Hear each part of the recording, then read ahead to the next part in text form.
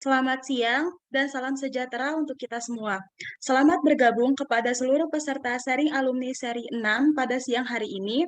Yang terhormat, Bapak Elan Suherlan, SSI, MSI, selaku Kepala Program Studi Teknik Informatika, Karogo Subandono, selaku Ketua Pelaksana, Karafi Triandi, selaku Ketua Himpo, narasumber kita yaitu Kak Muhammad Radika Hadidullah Eskom, juga para dosen yang tidak bisa saya sebutkan satu persatu, serta seluruh peserta yang telah hadir menyempatkan waktu untuk bergabung pada acara sharing alumni seri 6 ini.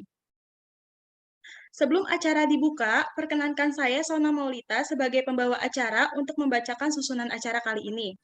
Acara yang pertama yaitu pembukaan acara, yang kedua akan dilanjutkan dengan pemutaran video teknik informatika Universitas Yarsi, yang ketiga sambutan-sambutan, yang keempat akan ada pemberian materi dan juga tanya jawab oleh narasumber kita yaitu Kak Muhammad Radika Hadidullah Eskom, dan yang terakhir kita akan mengadakan sesi foto bersama serta penutup. Baik, untuk mempersingkat waktu, mari kita bersama-sama mengucapkan basmalah untuk memulai rangkaian acara pada hari ini. Bismillahirrahmanirrahim. Baik, rekan-rekan yang saya hormati, pertama-tama diinformasikan kepada seluruh peserta acara, dimohon untuk posisi audio dimatikan dan posisi kamera dinyalakan.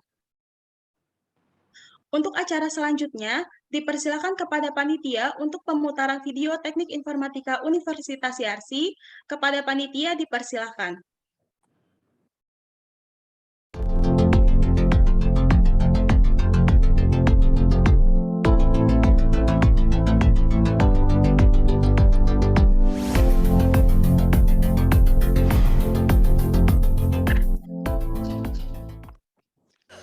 Fakultas Teknologi Informasi Universitas Yarsi didirikan untuk mendukung visi misi Universitas Yarsi demi terwujudnya Fakultas Teknologi Informasi yang berkarakteristik Islam, terpandang, berwibawa, bermutu tinggi, serta mampu bersaing dalam fora nasional maupun internasional.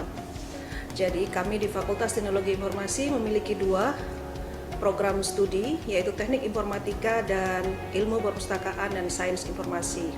Keunggulan dari FTI Universitas Yarsi dalam bidang tridharma perguruan tinggi, yaitu pendidikan, penelitian, maupun pengabdian masyarakat, fokus pada electronic health atau e-health dan digital library.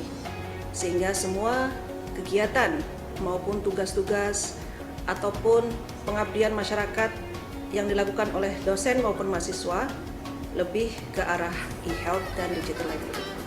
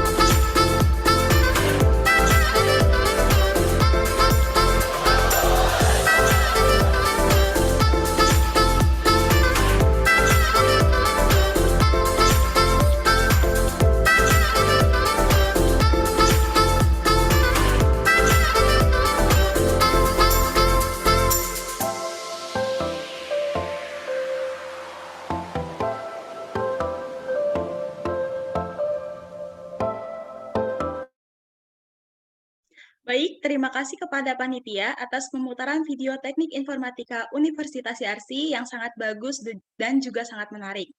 Acara selanjutnya yaitu sambutan yang akan disampaikan oleh Bapak Elan Suherlan, SSI, MSI. Waktu dan tempat dipersilahkan.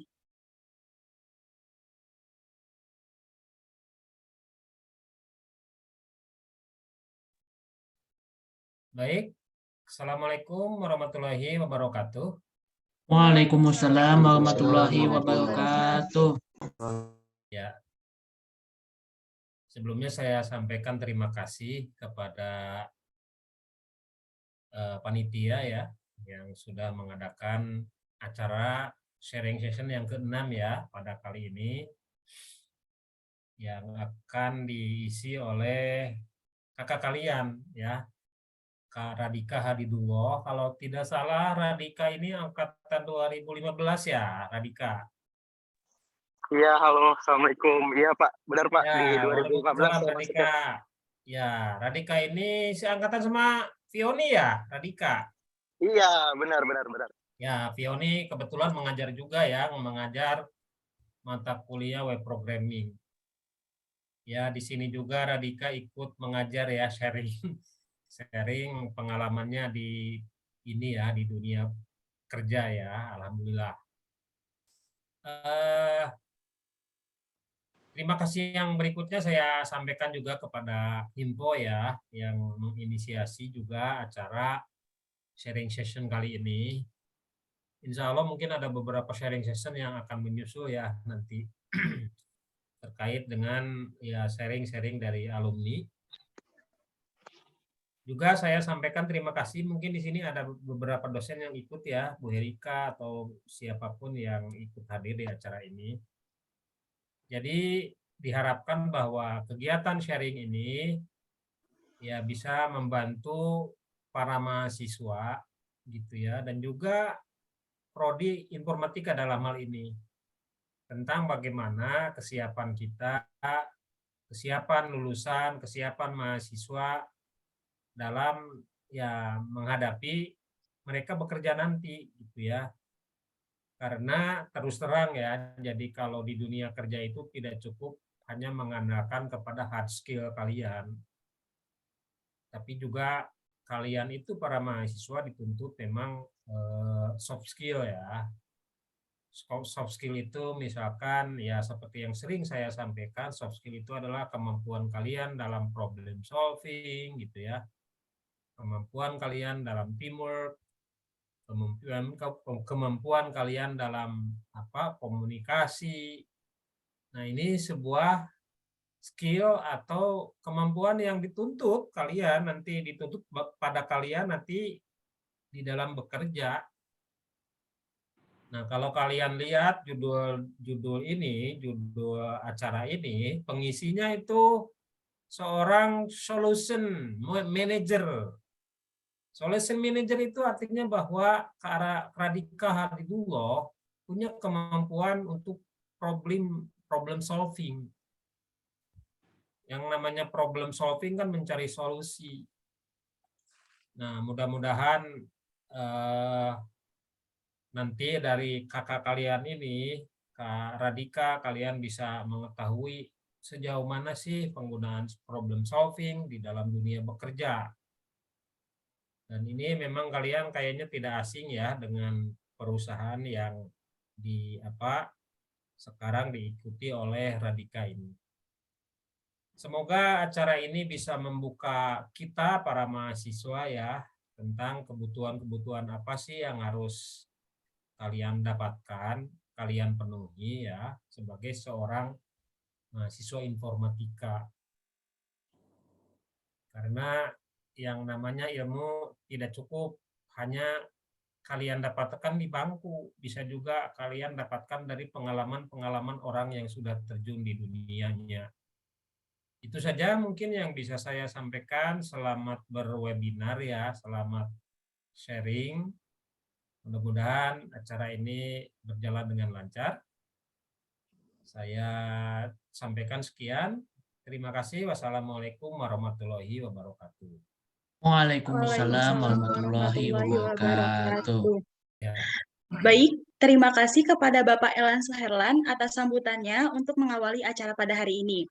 Acara selanjutnya yaitu sambutan yang akan disampaikan oleh Ketua Pelaksana kita, Karogo Subandono. Waktu dan tempat dipersilakan. Ya, ada suaranya? Suaranya lancar, MC? Lancar, Kak. Oke. Assalamualaikum warahmatullahi wabarakatuh. Segala puji kita panjatkan kepada hadirat Allah Subhanahu wa Ta'ala atas segala nikmat yang telah diberikan sehingga kita semua dapat berkumpul dengan sehat di acara kali ini.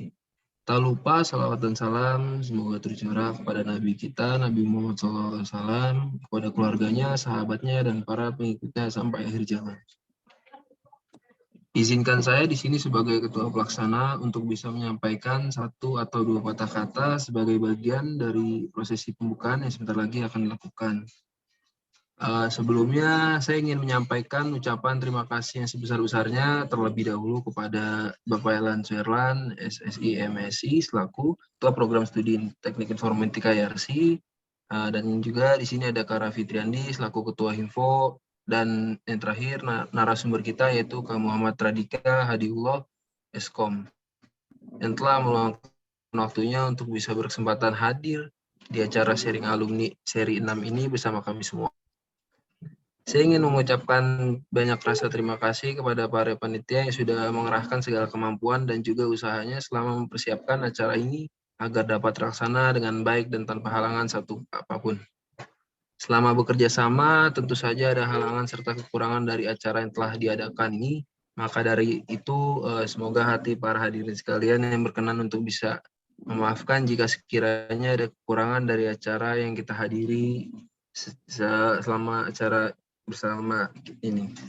Dan satu lagi tambahan dari saya, bagi seluruh peserta, terutama peserta yang baru join atau mengikuti, yang terlambat atau baru mengikuti acara sharing alumni ini, bisa melihat langsung seri-seri kita sebelumnya melalui channel YouTube Universitas Yarsi, mulai dari seri 1 sampai 5, dengan temanya sendiri yang sangat menarik dan bisa menjadi gambaran bagi seluruh peserta sebagai pedoman ilmu tambahan ke depannya. Dan akhir kata, melalui sambutan yang saya berikan pada kesempatan kali ini, sebagai Ketua Pelaksana, saya mengucapkan rasa terima kasih yang sebesar-besarnya kepada para hadirin tamu undangan yang telah memberikan segala bentuk kontribusi kepada kami dalam acara sharing alumni seri 6 pada hari ini. Demikian yang dapat saya sampaikan pada kesempatan acara kali ini. Jika dalam perkataan yang saya sampaikan ada kurang atau lebihnya, saya harap bisa dibukakan pintu maaf. Dan sekian, wassalamualaikum warahmatullahi wabarakatuh. Waalaikumsalam warahmatullahi wabarakatuh. Baik, terima kasih kepada Karogo atas sambutannya. Acara selanjutnya yaitu acara yang kita nanti-nantikan, pengisian materi sekaligus diskusi dan juga tanya jawab. Tapi sebelum itu, saya akan bacakan CV dari Kadika dulu nih. Kadika ini merupakan alumni Universitas Yarsi angkatan 2015, dan semasa masa kuliah, Kadika pernah meraih juara pertama pada program Pragma 36 di Jeju, South Korea. Dan Kadika juga pernah meraih silver medal pada acara LKTI IT PES 2018 di Universitas Ahmad Dahlan, Yogyakarta. Pada bulan November 2019 sampai April 2020, Kadika pernah bekerja sebagai sistem asisten di Zillion Tech Indonesia. Pada bulan September 2020 sampai Desember 2021, Kadika pernah bekerja sebagai IT support atau technical support spesialis di Kartek Teknologi Indonesia. Dan pada bulan Januari 2022 sampai sekarang, Kadika bekerja sebagai IT Solution Manager di PT Antar Aja. Baik, kepada Kadika, Hadidullah Eskom, waktu dan tempat dipersilahkan.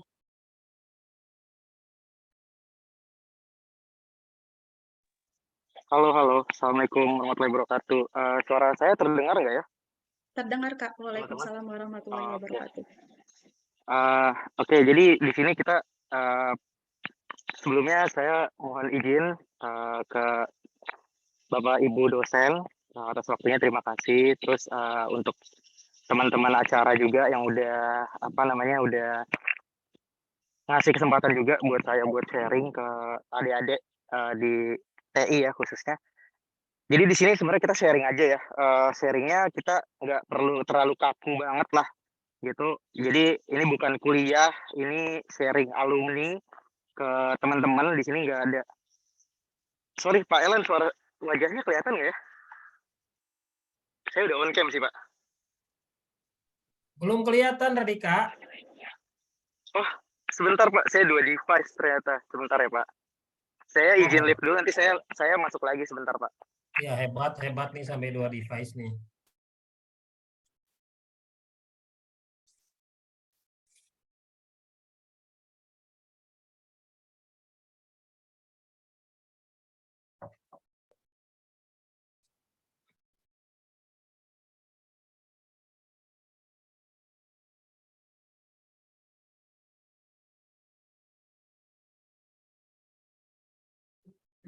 Nah, tadi Kak Radika sudah menyampaikan beliau itu kalau tidak salah juara apa gitu ya di Pragma. Pragma itu sebuah komunitas ya di Asia. Kalau tidak salah yang terlibat itu Indonesia, Malaysia, Thailand, Jepang, Korea ya. Itu Pragma. Di situ komunitas ini, komunitas penelitian maupun pendidikan dari berbagai negara tersebut. Mahasiswa kita sering diundang di komunitas tersebut untuk memberikan ya presentasi hasil penelitian gitu ya. Terus termasuk ikut lomba-lomba yang diselenggarakan oleh Pragma. Mungkin kalian lihat di video tadi ada yang pernah datang ke ini ya, ke Korea. Yang ini robot itu ya, bukan robot, yang tentang virtual reality atau augmented reality ya. Kita pernah ikut terlibat.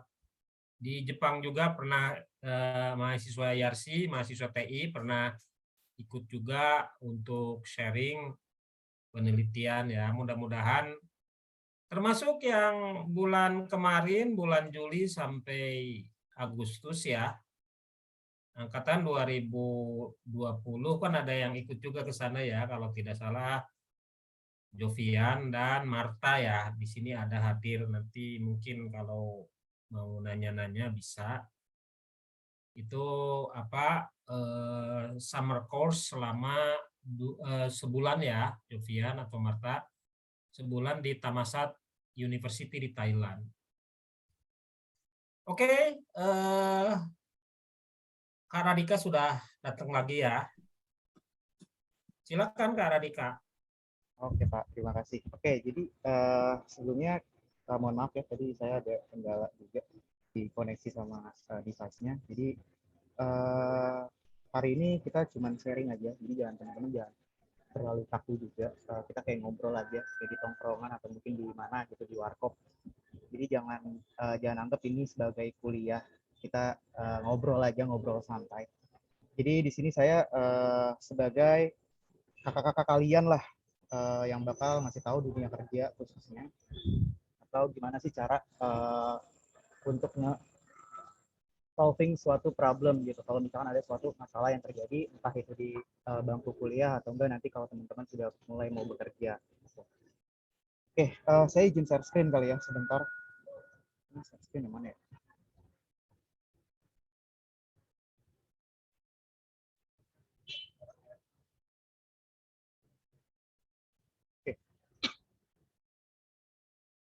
Oke, jadi hari ini saya bakal sharing mengenai MVP, Minimum Viable Product. Tapi sebelum kita ke MVP, MVP itu dia merupakan suatu gagasan atau ide untuk kita merilis suatu produk atau suatu proyek di situ. Nah, sebelum kita masuk ke MVP, kita akan masuk ke PM dulu atau yang namanya Project Management. Jadi saya sebagai Project Manager, di sini kita harus tahu dulu sebelumnya project management itu apa sih. Nah, project management itu ya, product management itu suatu fungsi yang strategis. Jadi dalam suatu organisasi atau suatu perusahaan, dia akan berurusan langsung dengan hal-hal untuk pengembangan produk. Nah, di sini kalau dari kasusnya teman-teman di kampus, ini kalau misalkan ada proyek akhir dari Bapak Ibu dosen. Nah, ini bisa aja nih kita sebut sebagai product management. Jadi untuk ngatur suatu produk dari ide, terus pelaksanaannya sampai dengan testing dan sampai dengan suatu proyek tersebut rilis atau penilaian akhir gitu kalau misalkan di kampus. Nah, biasanya di product manager itu ada dua. Kalau di internal itu ada yang namanya product development. Jadi dia ngurus semua kebutuhan di dalam internal, seperti sistemnya sampai dengan selesai. Jadi dia akan nge-lead semua stakeholder-nya atau tim-tim lainnya kalau di dunia kerja. Tapi kalau di dunia kampus itu biasanya yang paling dominan tuh biasanya kalau orang-orang di kampus tuh yang duduknya paling depan tuh, yang pinter-pinter tuh curi aja satu masuk ke kelompok kalian gitu. Jadi biar mereka yang nge-lead, tapi kalian juga belajar dari mereka kalau misalnya kalian nggak ngerti di suatu proyek tersebut gitu. Jadi jangan sampai nge-turn down diri kalian sendiri kalau kalian tuh nggak bisa di suatu mata kuliah tertentu gitu, misalkan di programming. Mungkin aja kalian bisa lebih cepat untuk nge-problem solving, atau mungkin kalian lebih cepat untuk ngedesain UI dan UX-nya. Jadi nggak semua hal-hal harus berkaitan dengan programming gitu. Lalu untuk ngejualnya kita biasanya pakai yang namanya product marketing ke outbound. Jadi keluar kita bekerja sama dengan sales. Nah, ini sales juga sangat perlu banget nih. Jadi percuma kita buat produk kalau nggak ada orang yang ngejualin. Nah, biasanya orang-orang sales tuh mereka tuh yang mulutnya manis banget gitu. Ya kalau kalian biasa nemu-nemu sales mobil, sales motor, nah itu kan mereka mulutnya semanis apa. Nah, itu kita butuh banget tuh orang-orang kayak gitu biasanya untuk ngejual produk kita ke customer. Dan juga di sini perbedaannya untuk yang inbound dan outbound ya, untuk product development itu biasanya kita kalau di internal kita bakal riset pasar. Pasarnya itu seperti apa sih? Kebutuhannya market tuh akan seperti apa? Nah, sama halnya kalian-kalian di kampus, kalau misalkan mau ngerjain tugas besar atau tugas akhir atau proyek akhir, kalian harus riset dulu apa yang mau kalian bikin, siapa targetnya. Jadi jangan ngerjain suatu proyek itu tanpa adanya benefit ke orang lain atau ke tempat lain, kayak gitu. Nah, setelah udah dapet siapanya, riset pasarnya, nah kita harus ngumpulin data. Kita harus analisa datanya seperti apa. Misalkan Pak Elan sukanya apa? Pak Elan misalkan suka kopi yang kopi yang kurang strong.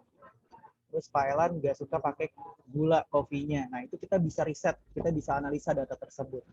Jadi kita bisa ambil dari suatu sampel atau orang atau sekelompok orang yang untuk kita coba buat suatu program atau produk. Gitu.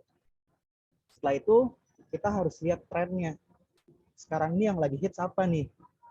Apakah kopi yang tempatnya bagus atau enggak coffee shop yang ngandelin marketingnya yang hebat. Nah, itu kita harus lihat patternnya. Jadi jangan ketika membuat produk itu jangan selalu terpaku dengan satu orang, tapi kita harus life cycle. Kita harus coba lihat ke semua aspek yang ada di kehidupan gitu, untuk kita lebih tahu gimana caranya kita ngebangun suatu produk.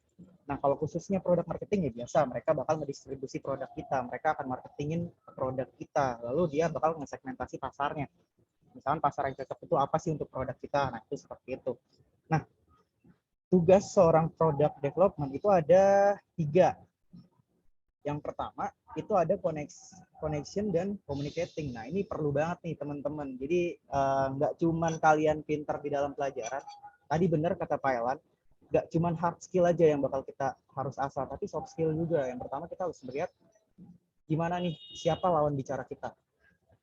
Misalkan kalau di kampus kalian lawan bicara teman, ya udah teman kita kayak ngobrol aja, kita kayak di warkop kita nyantai. Tapi kalian harus tahu kalau ketika kalian ngobrol sama dosen atau mungkin dekan atau mungkin rektor, nah itu kalian harus tahu cara menempatin diri kalian gitu.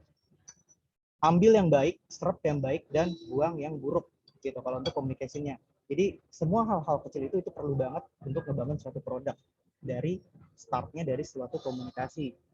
Jadi kalian harus pinter-pinter lah untuk nempatin diri gimana caranya kalian berkomunikasi satu sama lain. Terus yang kedua ada analisa dan pembelajaran nih. Jadi analisa dan pembelajaran itu, jadi kita harus tahu menganalisa pasarnya, itu harus seperti apa tugasnya. Jadi kalau udah pasarnya udah ketahuan, oh nih pasarnya misalkan di Cempaka Putih lagi hitsnya coffee shop yang pakai live music setiap malam minggu. Nah itu kita bikin kayak gitu, kita harus tahu analisa pasarnya seperti apa. Nah dari semua analisa kita harus bisa take a decision. Jadi nggak cuman kita komunikasinya bagus, terus kita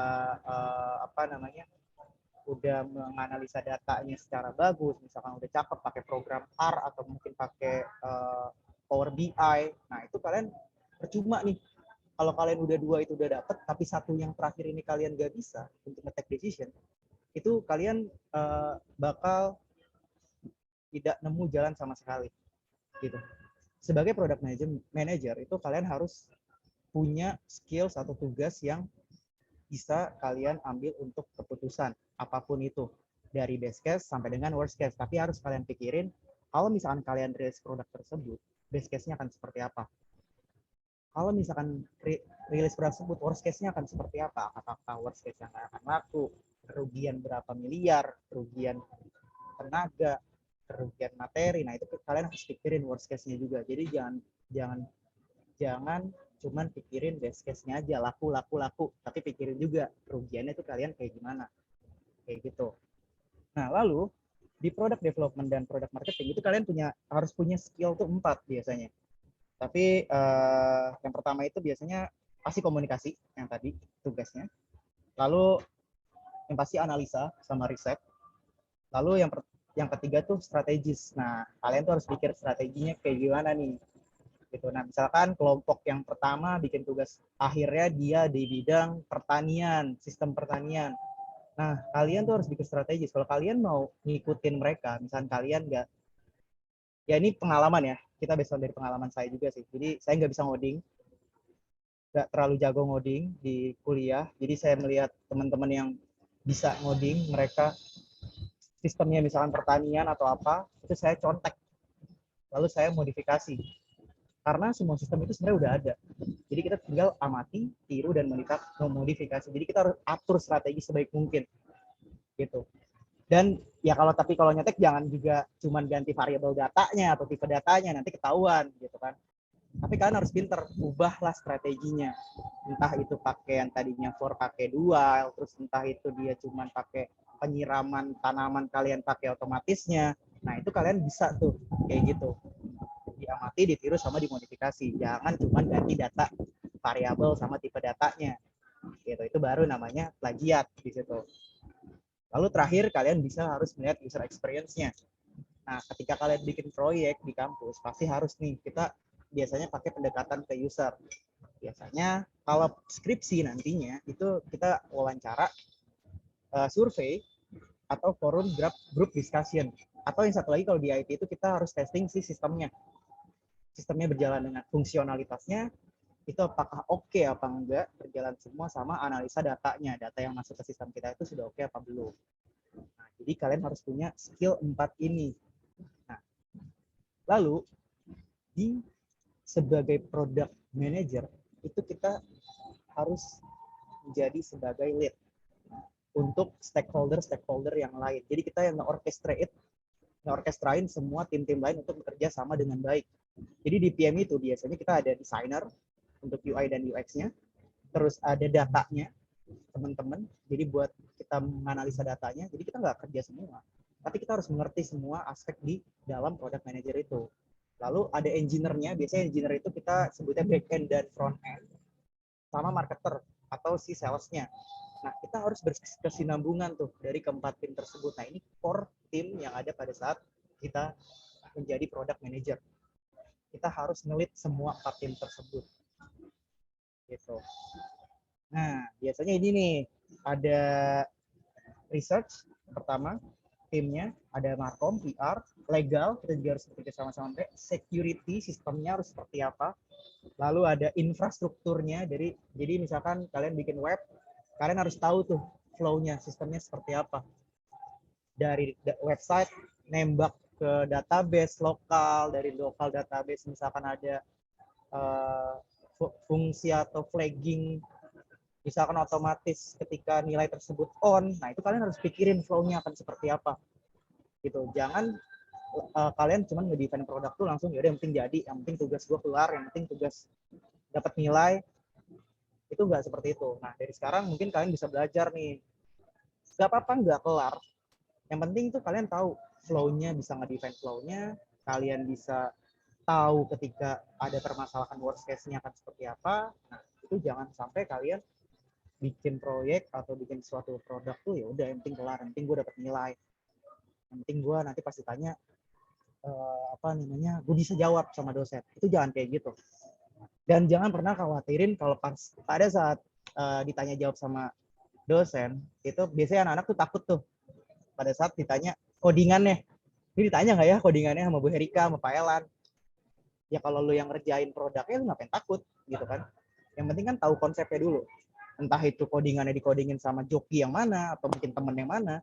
Yang penting kalian harus tahu dulu produk lu apa gitu. Nge-define produknya apa dulu. Lalu nanti itu tinggal bisa belajar codingan. Karena saya juga tahu di sini mungkin ada teman-teman yang nggak suka ngoding, benci sama ngoding karena mungkin itu susah. It's okay gitu. Nggak semua orang juga bisa ngoding, dan di dunia kerja juga coding itu bukan salah satu syarat untuk kalian coba ngelamar di suatu pekerjaan. Banyak teman-teman saya yang product manager itu juga nggak bisa ngoding gitu, tapi mereka problem solvernya tuh bagus banget gitu, malah melebihi teman-teman yang back end atau front end gitu. Nah, enaknya nih jadi product manager itu kalian tuh bisa nyuruh-nyuruh aja, nyuruh-nyuruh back end, nyuruh-nyuruh front end. Nah, jadi kayak ibaratnya kayak bos gila gitu kalau PM tuh, gue mau kerjain ini dong, gue mau kerjain ini dong. Ya udah, mereka yang ngerjain, kita cuma nyuruh-nyuruh aja. Jadi kalian tuh jangan terpaku kalau ngoding itu orang pinter itu dihitungnya dari ngoding, atau orang pinter tuh dihitungnya sama matematika. Itu salah banget gitu. Kalian tuh jangan pernah ngebanding-bandingin diri kalian sama orang lain, karena setiap orang itu pasti punya kelebihan masing-masing kan. Sama kayaknya kalau kalian bandingin monyet sama ikan, kalau disuruh yang manjat pohon itu pasti monyet yang jago, ikan nggak bisa gitu. Jadi jangan pernah sampai kalian berpikir seperti itu kalau ngoding atau matematika itu disebut orang-orang pinter. Nah, itu sekilas dari PM.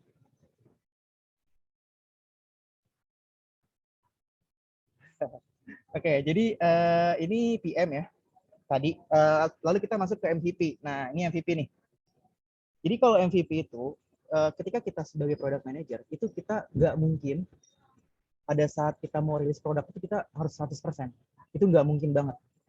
Bahkan di suatu perusahaan besar pun, kok di Indonesia ya, kayak Gojek, Grab, or Shopee, Tokopedia, yang saya juga kerjain tuh Shopee dan Tokopedia, itu tuh nggak mungkin mereka rilis 100% produknya secara menyeluruh atau secara maksimal. Biasanya itu tuh mereka bakal cari produk yang MVP dulu, atau biasa disebut dengan minimum viable product. Nah, minimum viable product ini itu merupakan produk dengan fitur-fitur yang dianggap cukup unik untuk menarik perhatian pengguna dulu.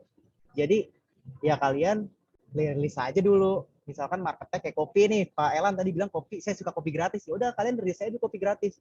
Tapi dikasih jatah sehari misalkan 5 kopi gratis di coffee shop itu. Pasti kan bakal rame, atau mungkin beli 3 dapat 1. Nah, itu kalian rilis aja dulu produk seperti itu. Nanti pasti kalian bakal dapat masukan sama customer atau klien-klien kalian ketika kalian sudah membuat produk tersebut. Atau mungkin kalau misalkan skripsi, ya udah kalian bikin dulu. Nanti pada saat kalian bimbingan biasanya itu masih dosen bakal kayak ngasih, oh lo bagusnya A ya, ini tambahin B nih, fiturnya tambahin 1 lagi, oh agregatornya tambahin lagi. Nah, kayak gitu. Jadi jangan pernah kalian langsung bikin 100%. Yang penting kelar, yang penting gue dapat nilai. Itu salah. Gitu. Nah, kalau dulu, jadi MVP ini nggak cuma pada saat kalian cuma buat produk atau di sistem, tapi itu bisa juga di bisnis. Jadi kalau dulu kan kita buat bisnis tuh, kita atur dulu visi dan misinya bisnis itu seperti apa atau perusahaan. Terus kita sediakan resource-nya dulu. Terus kita cari lokasinya, terus kita cari orangnya. Itu bakal takes time. Yang ada, kalian bakal kehabisan waktu, kehabisan uang, kehabisan tenaga terlebih dahulu gitu. Jadi ya udah, mending itu kita stop. kita pakai cara yang terbaru yaitu MVP. Yang penting kita produknya rilis dulu, perusahaannya rilis dulu, dapat masukan dari yang lain, ya udah gitu. Kita bakal ada enhancement ke depannya, kita bakal ada perubahan ke depannya, kayak gitu. Nah, biasanya kalau di MVP itu perubahannya sangat cepat sekali kalau kita merilis suatu produk berdasarkan MVP. Karena biasanya customer itu tipikalnya orang yang demanding atau banyak mau. Pertama lu mau A, gue mau fitur Grab itu ada promo sebesar sekian di GoFood, di GrabFood, sorry. Terus besoknya karena ada COVID, gue pengen dong ada promo ketika dari rumah ke rumah sakit ada promo. Nah, kayak gitu kan bakal perubahan tuh mengikuti dengan waktu dan sekitarnya gitu, dan kondisi sekitar. Jadi perubahan customer atau mood customer atau permintaan customer itu akan cepat. Makanya kita rilis suatu produk dulu, dia mau A, besok dia mau B, kita bikin lagi. Tapi kita lihat dulu di sistem kita tuh bisa apa enggak, capable apa enggak sistemnya, orang-orangnya capable apa enggak. Sama halnya kayak kalian skripsi atau tugas, disuruh dosen ganti A, ganti B. Kalian lihat dulu kemampuan kalian, bisa nggak? Terus kalian juga bisa nggak cuma nerima-nerima aja dari dosen, nah kalian harus belajar juga gitu. Ketika dosen ngasih B, kalian juga harus tahu, oh B ini nggak bisa Bu, di sistem saya misalkan saya cuma pakai database yang standalone, dia nggak nyambung ke database lain. Nah itu kalian bisa jelasin gitu. Nggak cuman kalian iya doang atau kalian nggak bisa, tapi kalian kalau misalkan kalian nolak itu, tapi kalian harus jelasin apa sih yang nggak bisa di sistem kalian, apa sih yang nggak capable di sistem kalian gitu. Jangan langsung kalian tolak atau kalian iyain, tapi kalian harus debat dulu gitu. Start with why biasanya. Kenapa gitu, kenapa nih harus diubah Bu, kenapa nih harus ada penambahan Bu, gitu. Kalian harus tanya juga, jangan sampai kalian menerima aja gitu, logo aja, itu salah banget gitu. Kalian harus coba berpikir seperti itu. Nah di sini kalau misalkan kalian mau buat suatu produk, itu biasanya teman-teman kita di product manager itu kalian pasti di brainwash dengan kata-kata start with why. Pertanyaannya itu pasti di brainwash semua product manager ya. Kenapa kalian mau bikin produk tersebut, kenapa harus dirilis sekarang, kenapa ini harus di enhancement atau ada harus perubahan, kenapa dia orangnya sebagai sampelnya, kenapa data ini yang kita jadiin acuan. Nah itu pasti kita bakal di brainwash dengan kata-kata why, karena itulah yang bakal ngebantu kalian pada saat kalian merilis suatu produk atau membuat suatu produk. Baru masuk ke how, kayak gimana nih kita ngebuatnya, terus apa nih secret weaponnya atau senjata rahasianya nih kalau kita mau buat kayak gini. Kayak pikirin best sama worst case-nya gitu. Terus setelah dirilis kita pakai what biasanya. Apa sih yang bakal customer lakuin ketika produk kita sudah rilis? Apa sih yang bakal dosen lakuin ketika kita bakal present ke dia pada saat tugas akhir? Apakah gue bakal dimaki-maki? Apakah gue bakal dijelek-jelekin di situ? Apakah nilai gue bakal C atau D ngulang? Nah itu pasti bakal harus terus kepikiran sama kalian biar kalian tuh susah tidur gitu. Jadi ya itu bakalan terus-terusan akan ada di product manager itu akan seperti itu. Nah jadi kalau untuk ngebuat suatu produk di MVP itu bukan seperti yang di atas. Misalkan kalian buat mobil nih, kalian buat bannya dulu gitu, terus baru dari ban dicampurin ke sasis. Enggak seperti itu. Tapi kalau mau buat MVP itu, misalkan kalian dari produknya pengen dari mudahkan kalian dari tempat A ke tempat B. Nah, kalian tuh pikirin produk apa dulu nih yang bakal gue rilis. Misalkan di sini, kalau di sini kayak skateboard dulu nih. Yang penting kan gue lebih cepat dari A ke B, nggak jalan kaki. Lalu yang kedua, setelah kita lihat, oh orang-orang nggak ada yang bisa pakai. Nah, orang-orang nggak bisa pakai skateboard nih, semua harus ada pegangannya. Ya udah, kita bikin skuter. Lalu kita ada masukan lagi dari customer. Oh, orang lebih suka duduk, nggak berdiri. Ya udah, kita buat sepeda. Gitu. Oh, sepeda capek, harus ngayuh. Ya udah, kita buat motor. Bisa goncengan lagi, tinggal gas mesin. oh ternyata naik motor kehujanan, kita harus buat mobil yang ada atapnya dan bisa menampung lebih dari 2 orang. Seperti itu. Jadi MVP itu kita harus jadi suatu produk dulu. Jadi A ke B, misalkan dari skateboard dulu. Kita baru ketika ada masukan dari customer, oh skateboard capek nih, gue nggak bisa main. Harus ada pegangannya, udah kita bikin skuter. Jadi kayak gitu untuk MVP itu. Tapi bukan yang seperti yang di atas. Kalau yang di atas kan ban dulu. Nah itu kan nggak bisa dipakai produknya sama orang lain. Jadi itu bakal takes time di situ. Bakal capek kita buat produk tapi nggak dipakai sama customer. Atau kita buat skripsi tapi nggak diiyain sama dosen gitu. Kayak buang-buang waktu lah sekalian gitu kan. Jadi kalau untuk minimum viable product itu kalian harus fungsionalitasnya harus bisa dulu. Nah nanti enhancement atau perubahannya si produk tersebut ya udah itu nanti tinggal kita lihat dari ya udah masukan dari customer yang kita gitu, atau mungkin dari dosen atau mungkin dari teman-teman kita, oh jangan pakai ini cuy, pakai ini kayaknya lebih oke, kayak gitu. Jadi kalian tuh nggak cuman dapat masukan dari atasan kalian, dari dosen kalian, tapi dari teman-teman juga itu sangat membantu nantinya. Jadi jangan nganggep remeh hal-hal kecil di tongkrongan kita ngobrol, mungkin ngobrol yang ngalor ngidul tuh ternyata tiba-tiba ada ide biasanya. Nah, di kita biasanya tuh kalau di product manager di Antra itu biasanya lebih banyak ngobrol di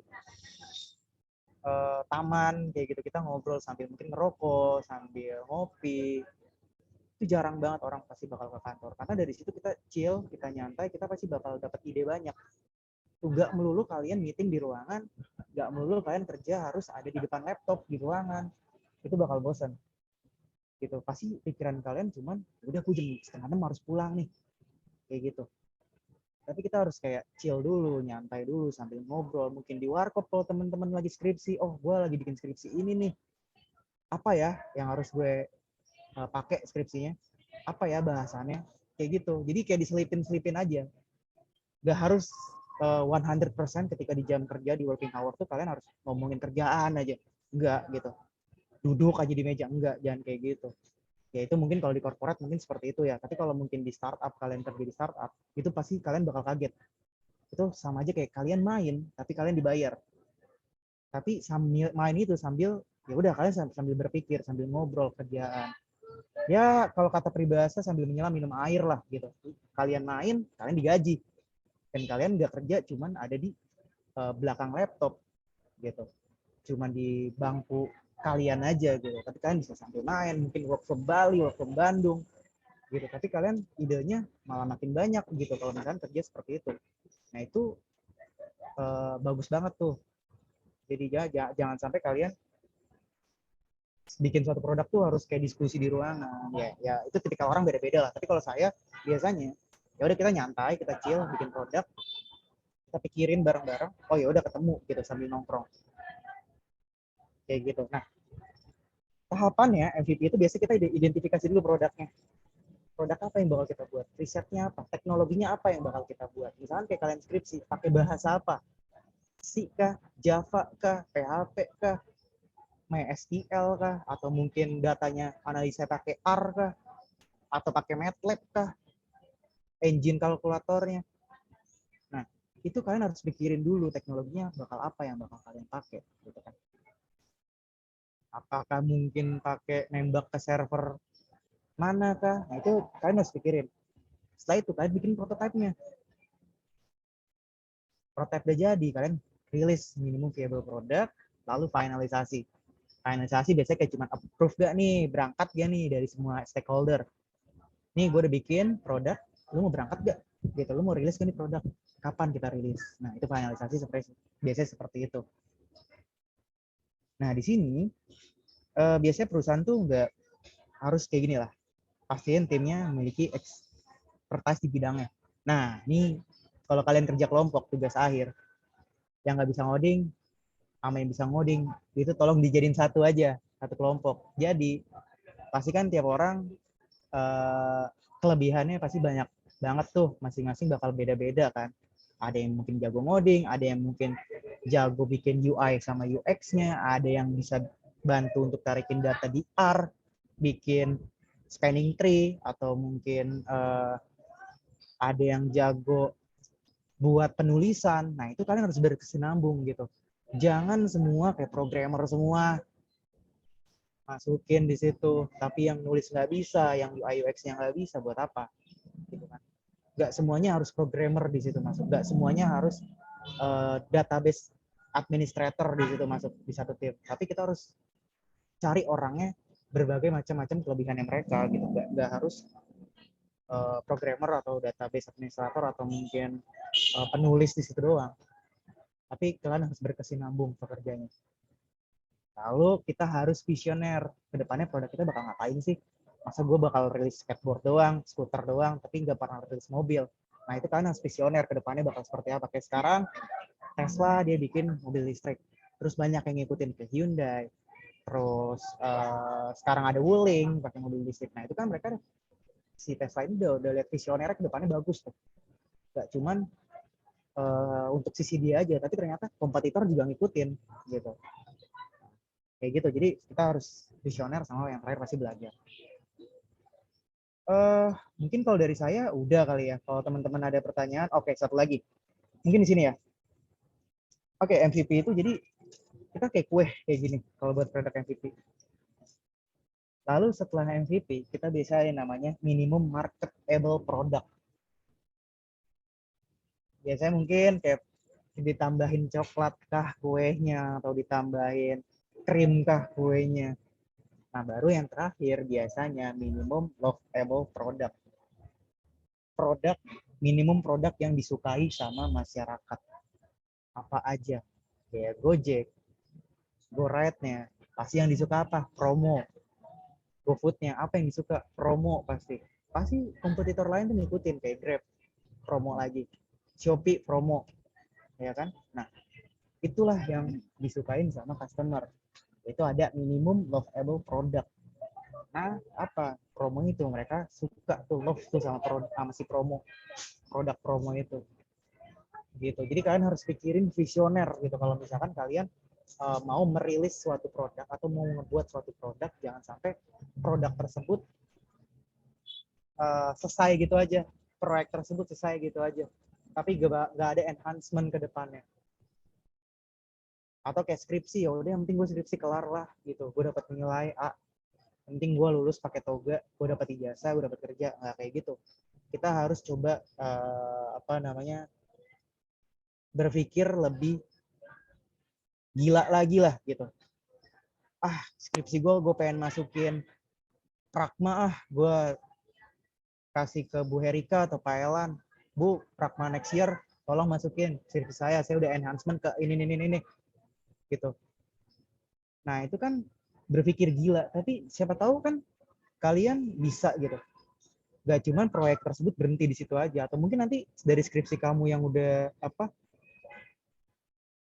masuk Pragma, lulus gitu, juara, bisa dibeli sama orang lain kan lumayan gitu. Nah, makanya jangan sampai berpikir itu berhenti di tempat itu aja gitu, tapi kita harus berpikir lebih gila lagi dibanding kita yang sekarang.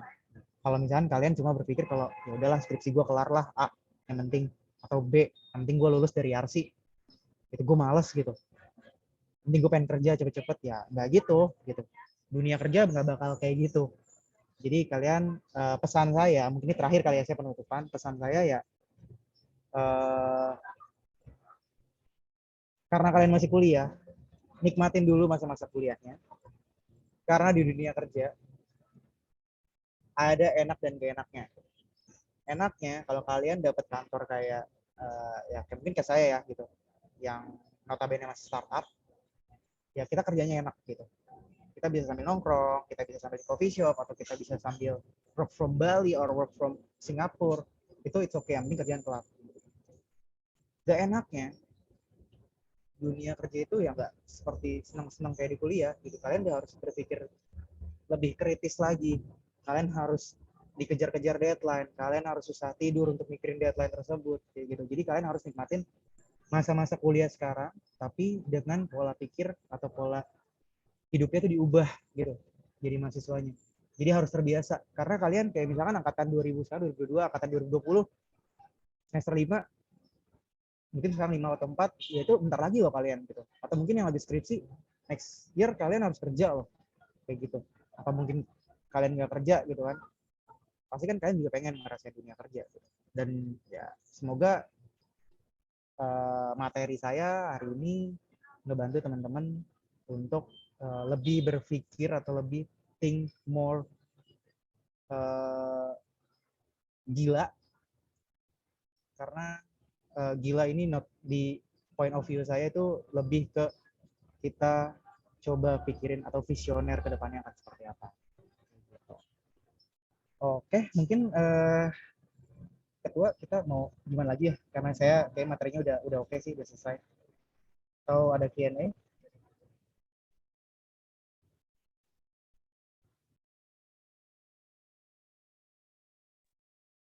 Baik, terima kasih untuk materi yang disampaikan oleh Kak Dika, materi yang sangat bagus dan memotivasi kita semua pastinya. Jadi, dari materi Kak Dika dapat disimpulkan bahwa MVP merupakan produk dengan serangkaian fitur dasar yang dianggap cukup unik untuk menarik perhatian pengguna. Selain itu, ada juga produk manajemen seperti yang dijelaskan Kak Dika tadi nih teman-teman. Jadi, produk manajemen adalah suatu fungsi strategis dalam organisasi, perusahaan, yang berurusan langsung dengan hal-hal terkait pengembangan produk yang disebut dengan produk manajemen. Baik, untuk sesi selanjutnya yaitu tanya jawab. Bagi peserta yang ingin bertanya, silakan bertanya melalui chat Zoom atau bisa raise hand dan nyalakan audionya. Nanti pertanyaan dari kalian akan kami sampaikan kepada narasumber kita.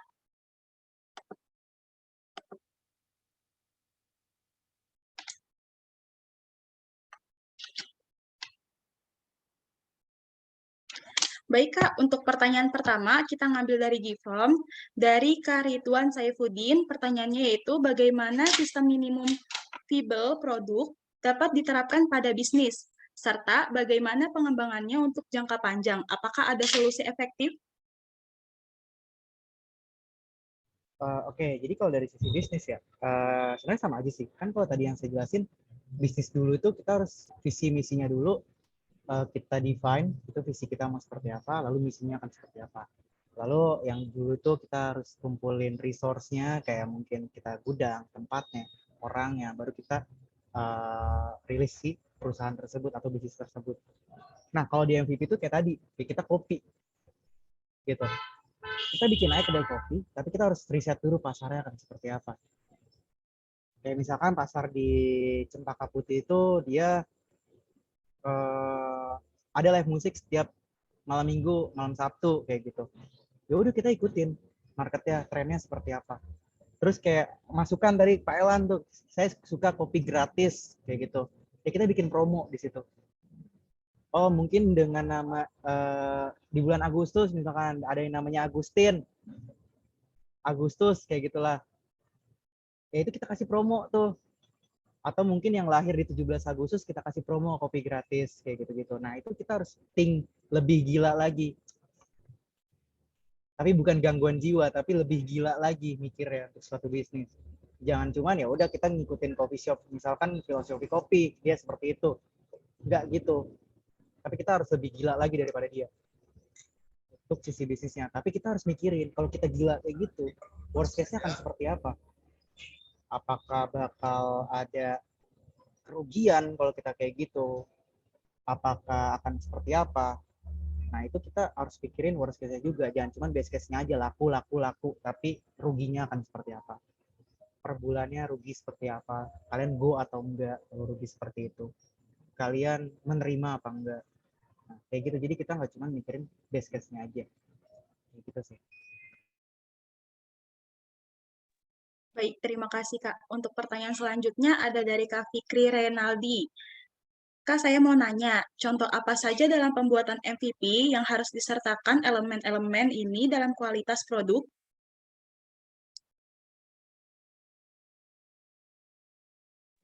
Ya, jadi apa tuh contoh apa saja dalam pembuatan MVP harus menyertakan elemen-elemen. Jadi biasanya kalau elemen-elemen itu yang pasti ada fungsionalitas. Suatu produk itu lo fungsinya apa? Bikin produk.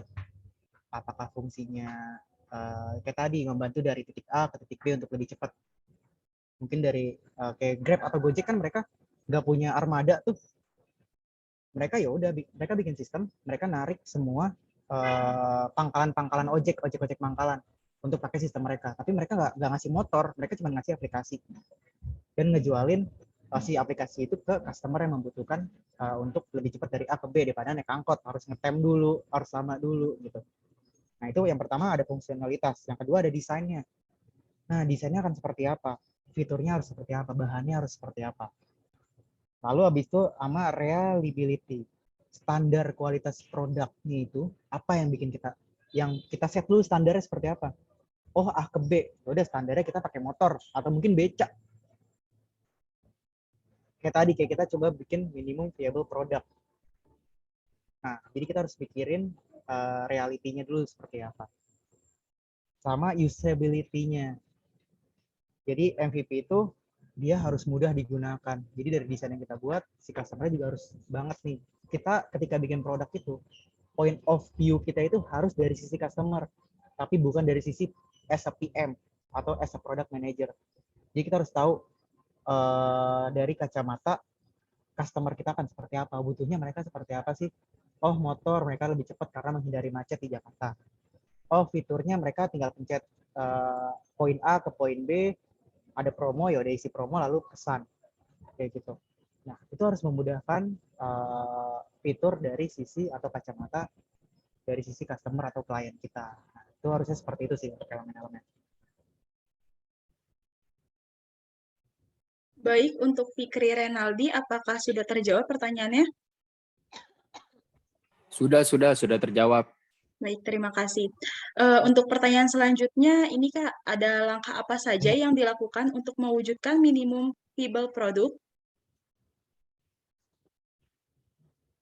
Oke, langkahnya itu yang tadi ya. Jadi kita harus buat standarnya dulu. Standarnya seperti apa? Jadi kayak misalnya A to B. Saya searching lagi deh sebentar ya.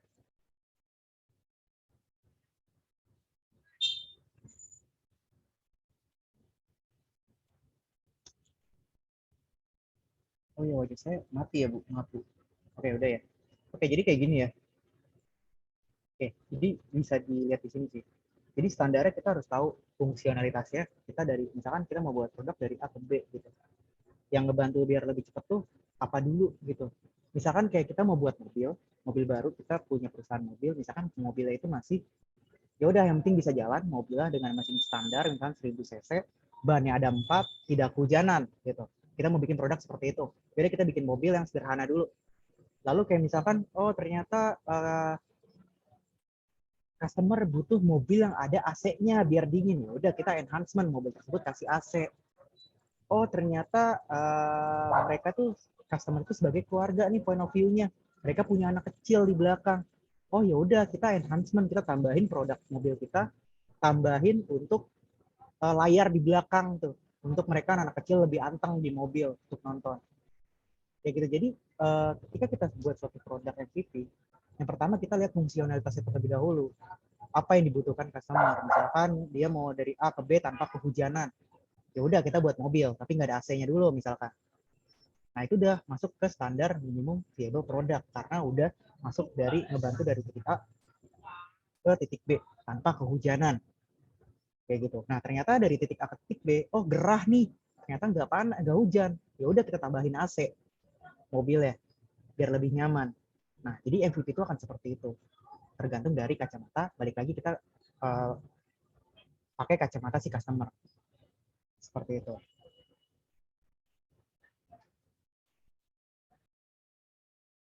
Baik, terima kasih Kak. Untuk pertanyaan selanjutnya dari Muhammad Fahri Fahrezi, apa saja karakteristik utama minimum viable product dan mengapa kita harus mengambil tindakan seperti minimum viable product? Padahal bagi seluruh investor belum tentu terlihat menjanjikan dan bisa saja produk ini ditinggalkan di awal perjalanan. Terima kasih Kak. Oke, jadi karakteristiknya ya untuk kita narik investor ya, bakal lari apa enggak. Nah, tadi kan untuk karakteristik itu yang pertama, produk itu harus memiliki nilai yang cukup menarik untuk pengguna barunya atau marketnya. Lalu setelah itu kita harus visioner. Kita harus melihat, nunjukin manfaat produk kita itu untuk masa depan tuh apa sih? Kayak Tesla. Tesla itu kan orang-orang pasti pertama, apaan sih Tesla? Mobil listrik. Kita masih pakai gas, kita masih pakai oil, kita masih pakai bensin gitu. Kok lu udah pakai listrik? Awalnya kan dicemooh gitu. Tapi ternyata sekarang seiring berkembangnya produk, malah justru si Tesla ini dijadikan sebagai acuan untuk kompetitor lain, malah justru bikin mobil listrik kayak Hyundai, Wuling. Nah, itu kita harus kayak gitu dulu tuh. Kita harus lihat visioner masa depan produk kita tuh seperti apa. Lalu kita harus coba punya feedback untuk si pengembang produk kita. Feedbacknya apa? Misalnya ke internal kita, oh nih ada feedback nih dari customer seperti ini. Nah, untuk biar investor itu nggak kabur, based on dari experience saya, yaitu kita harus provide data secara real. Berapa, misalkan kayak kita bikin produk, number of registration produk kita berapa yang dipakai, terus number of active usernya ada berapa kalau misalnya kita udah bikin sistem ya, terus number of ordernya seperti apa, revenue kita seperti apa, itu untuk tetap menarik, malah justru investor tuh bakal terus nambah ke kita karena kita ada data yang real gitu. Jangan sampai data itu kita buat-buat. Nah, sama halnya kayak seperti di Zilinggo di Indonesia tuh. Datanya dibuat-buat, akhirnya mereka pilot di Indonesia. Nah, ini investor cabut. Nah, investor itu nggak melulu dia bakal langsung cabut ketika produk tersebut nggak dapat revenue sama sekali di bulan itu. Tapi mereka akan cari tahu kenapa enggak. Makanya kan tadi saya bilang, start with why. Pasti investor bakal nanya, kenapa nih? Kok revenue-nya nggak nyampe di bulan ini? Kenapa? Oh, karena ini nih. Ya itu. Kenapa itu nggak bakal habis-habis? Gitu. Jadi bakal ditanya terus. Nah, jadi untuk biar customer kita juga nggak kabur, ya udah kita harus visioner. Kita harus coba getting feedback dari mereka. Produk kita apa kurangnya? Kita harus lihat tren pasar juga. Pasar di next 3 months atau next a year itu akan seperti apa. Gitu. Jangan kita terpaku udah bikin sistem udah gitu aja selesai. Kayak Gojek juga kan sekarang ada baru. Dia punya yang tadinya cuma ride, dia punya car, dia punya food, dia punya merchant, dia punya go tiket, bahkan dulu yang pijet, terus go clean gitu. Nah, mereka tuh ya mikir sampai seperti itu gitu. Semuanya memang kalau kita anggap ya dia maruk lah, semuanya pengen diambil. Tapi ya itu ya, mereka mikir dari segala aspek di hidupnya, di kehidupan manusia itu seperti apa sih yang ngebantu kayak gitu. Baik Kak, terima kasih. Untuk pertanyaan selanjutnya ada dari Kak Alvin Raihan. Apakah konsep MVP membuat impresi pelanggan atau pasar terhadap produk negatif karena ada produk yang lebih lengkap di pasar nih Kak? Oke, apakah konsep MVP membuat impresi pelanggan atau pasar terhadap produk negatif? Nah, itu dia.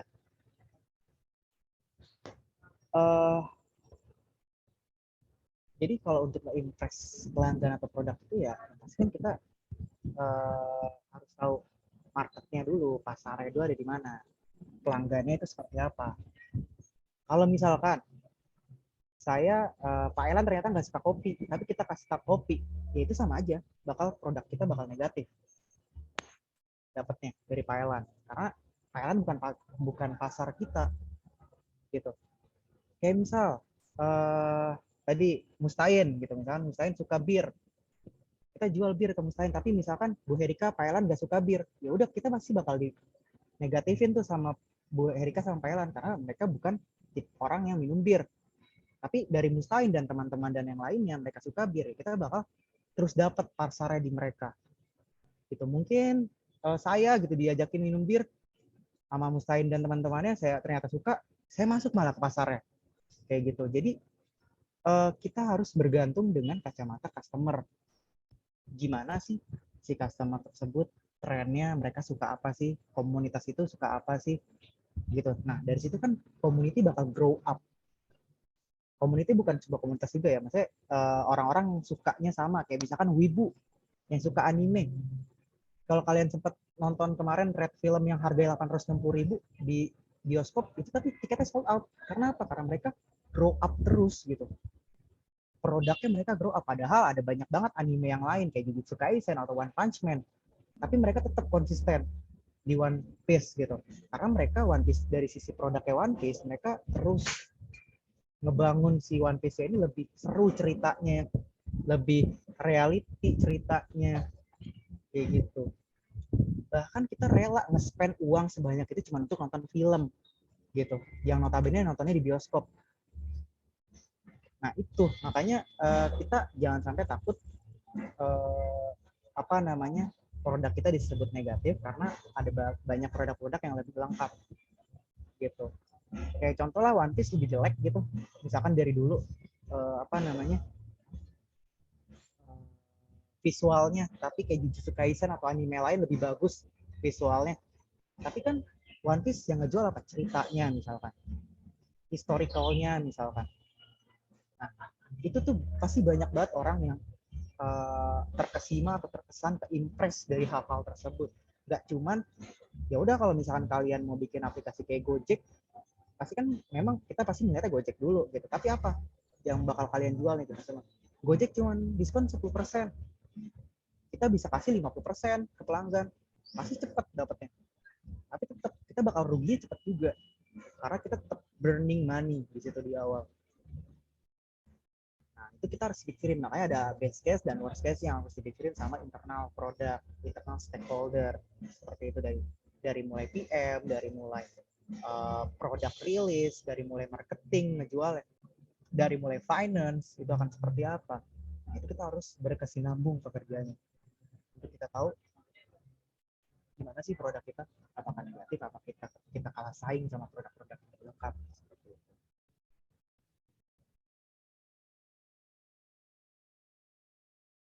Baik, terima kasih Kak Dika. Untuk pertanyaan selanjutnya itu ada dari Kak Abdul Rifai.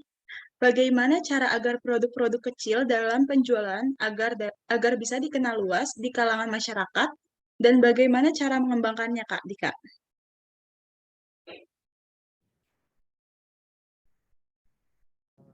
Oke, jadi produk kecil ya, masyarakat luas lalu berkembangnya akan seperti apa? Produk kecil, kecilnya seperti apa dulu?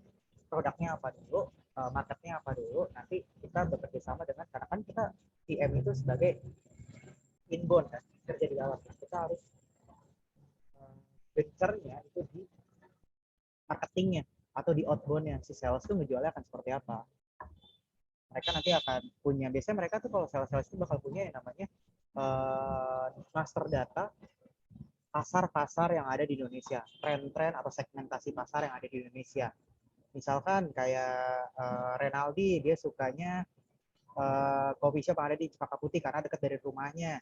Misalkan Mustain lebih suka di rumah aja dengan nonton anime atau streaming YouTube misalkan. Nah itu kan mereka tuh pasti punya data-datanya. Seperti itu untuk si marketing. Makanya kalian tuh biasanya kalau kalian tiba-tiba ditelepon sama Auto.com, sama BCA, sama Genius, padahal kalian gak pernah nge-share sama sekali nomornya mereka, nomor kalian gitu, pasti kalian bakal ditelepon sama marketingnya mereka. Oh ternyata kalian kena sama mereka gitu, karena mereka bagus produknya, ditelepon sama marketing. Padahal awalnya pasti kalian bakal mikir, ini ganggu banget nih marketing, nelpon nomor nggak jelas gitu. Tapi pas kalian angkat ternyata kalian, wah ada pinjaman online, oh ada kartu kredit gratis dari BCA dipermudah, dan kalian ternyata tertarik gitu secara nggak langsung, nyari tahu, at least nggak tertarik tapi kalian bakal nyari tahu sebagai customer atau klien, oh kredit BCA itu seperti apa sih, limitnya seperti apa sih, tapi kalian cuma cari tahu doang. Itu kalian masuk ke webnya BCA misalkan dapat number of click jadinya di situ. Itu jadi data lagi tuh buat si marketing. Nah, inilah untuk ngembangin produknya, walaupun kita kecil, kita harus pinter-pinter tadi communication skill-nya, analisa datanya, riset pasarnya seperti apa. Kayak gitu. Jadi nggak melulu kalian langsung ke turn down, walaupun kayak produk gue kecil banget nih. gue takut deh kalah bersaing sama mereka. Itu jangan sampai udah ke-turn down duluan di situ. Tapi kalian harus tahu apa yang walaupun kecil, kayak cabai hijau lah, kecil cabai rawit gitu kan, makin kecil gitu pedes gitu kan. Nah itu kan harus jadi seperti itu. Nggak melulu kecil itu ya tetap kecil, tapi kecil itu bisa jadi yang malah paling paling keren gitu, paling menonjol di antara yang paling besar misalkan. Nah, kalian harus berpikir seperti itu sih, jangan sampai hal kecil ini yang buat kalian langsung ke-turn down gitu diri kalian. Nah, mungkin kayak gitu kali ya. Baik, Kak, terima kasih. Untuk pertanyaan selanjutnya ada dari Muhammad Taufikul Hakim. Mengapa demikian sebagai MVP masih banyak orang yang tidak mengetahui yang menjadikan usahanya bangkrut? Dan mengapa masih banyak kebangkrutan yang terjadi padahal sudah menggunakan MVP? Terima kasih, Kak. Oke, jadi kebangkrutan ya. Kenapa sih orang-orang tuh banyak banget yang bangkrut padahal pakai MVP? Nah, itu dia mikirnya best case-nya aja. Kalau gue pakai MVP, best case-nya misalkan gue langsung dapat feedback dari customer, gue langsung bisa enhancement, gue belajar lagi. Karena gini, semakin banyak gagal, itu bakal kita semakin banyak belajar. Semakin cepat gagal, kita juga semakin cepat belajar.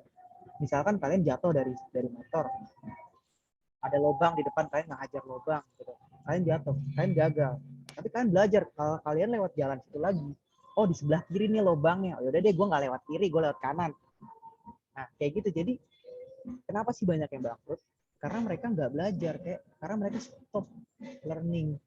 Nah MVP itu sistemnya dia seperti kayak learning by doing. Ya udah, jadi kayak kita belajar sambil jalan aja.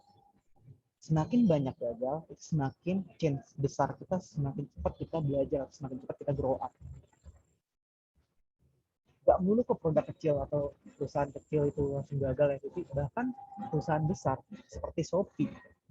Yang kalau kalian sempat denger ya, Shopee itu tuh banyak banget yang ke layoff.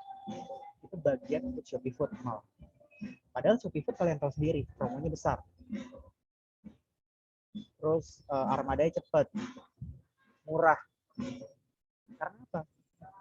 Itu karena mereka nggak mikirin worst case-nya seperti apa gitu. Mereka tetap ngasih promo kencang, terus kebiasaan dikasih ke customer, terus ternyata customer cuma ngambil promonya aja di depan, terus setelah itu mereka balik lagi ke Grab sama Gojek. Nah itulah, sama brandingnya, mereka harus besarin brandingnya seperti apa. Oh gue Shopee itu kan notabene dia marketplace, bukan sebagai logistik perusahaan atau misalkan kayak Gojek atau Grab.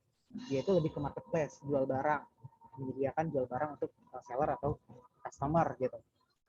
Tapi dia mencoba peruntungan di Shopee Food. Aja sampai sekarang dia gagal gitu, karena mereka nggak brandingin itu. Sama seperti kayak Traveloka Eats. Nah, dia kan jual tiket pesawat, tiket hotel dan lain-lain. Tapi mereka akhirnya sekarang shutdown juga. Karena mereka nggak punya branding juga. Mereka nggak punya visibility untuk bisnis mereka ke depannya akan seperti apa. Nah, itu mereka nggak sampai ke situ. Makanya mereka banyak yang tutup akhirnya, kena layoff akhirnya. Nah Shopee itu juga sampai sekarang kan makanya dia nggak ada enhancement. Akhirnya makanya nanti mungkin 6 bulan dari sekarang lah kayak dia tutup, udah bakal ada di Indonesia. Karena mereka nggak punya visibility, mereka nggak ada enhancement, mereka stop di situ aja Shopee Food. Bahkan terjadi ya, nggak cuma di kecil, bahkan terjadi di perusahaan-perusahaan besar.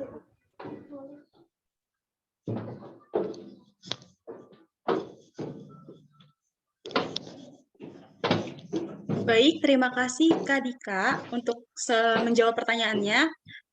Dikarenakan waktu tanya jawab sudah berakhir, mohon maaf untuk pertanyaan yang belum terjawab.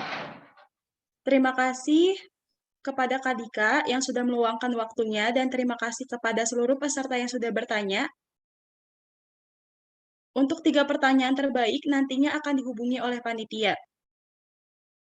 Untuk acara selanjutnya, kita akan mengadakan sesi foto bersama. Diharapkan untuk seluruh peserta menyalakan kameranya Dan juga jangan lupa untuk para peserta mengisi post-test yang ada pada kolom chat Zoom untuk mendapatkan sertifikat pada acara hari ini. Acara selanjutnya dipersilakan kepada panitia untuk sesi foto bersama. Kepada panitia dipersilakan. Baik, terima kasih. Kita kali ini sudah sampai di sesi foto bersama ataupun dokumentasi. Dimohon untuk para peserta menyalakan kameranya ataupun on cam. Saya mulai ya dari slide 1 sampai 8. Dimohon untuk semua senyum ya. 1, 2, 3, cheese. 1, 2, 3, cheese. 1, 2, 3, cheese. 1, 2, 3.